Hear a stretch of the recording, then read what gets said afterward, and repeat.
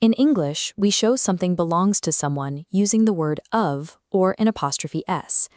Gaelic performs this same function using the genitive case. Possession in Gaelic relies on a specific word order. The thing being possessed always comes first, followed immediately by the possessor. If you want to say a cat's bowl, you first arrange the idea as a bowl of a cat. Then you place the Gaelic nouns in that same order, bobhla for bowl and chait for cat. In this pair, the first noun remains unchanged.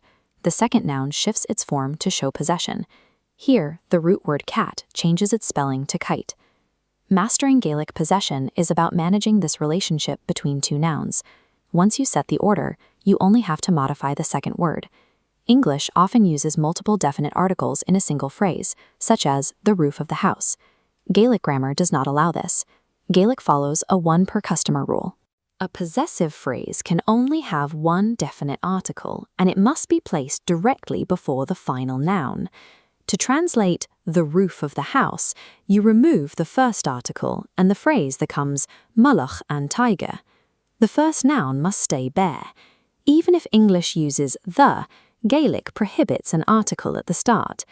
The article at the end of the phrase serves as a definitive anchor for the entire group of words. The spelling of that final noun and its article will change based on gender and number. You do not need to memorize every possible spelling shift immediately. When you are unsure of the form, you can find the correct genitive spelling in a dictionary. However, you can see a clear pattern in how these definite forms are categorized.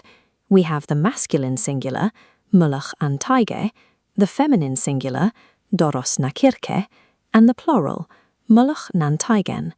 Though the article changes, its position remains exactly the same, sitting directly before the possessor. Try to apply this logic yourself. We have the root words spòg for paw and cu for dog. The genitive form of dog is coin. Using those roots, how would you say a dog's paw and the dog's paw? A dog's paw is spòg coin. The dog's paw is spòg a coin. Notice that spòg remains the same in both versions. The article is only added to the second phrase to make it definite. The dictionary provides the correct spelling for individual words, but the relationship between them is defined by their position in the sentence. You can apply these rules to a long string of descriptive nouns.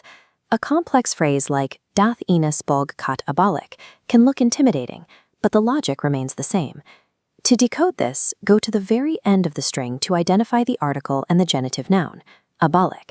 Then you can isolate the preceding nouns one by one.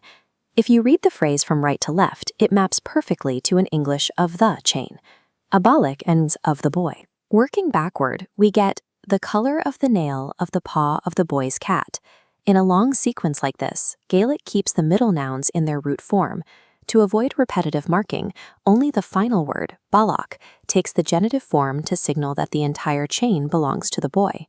No matter how many nouns you add, these rules keep the entire phrase organized into one manageable unit.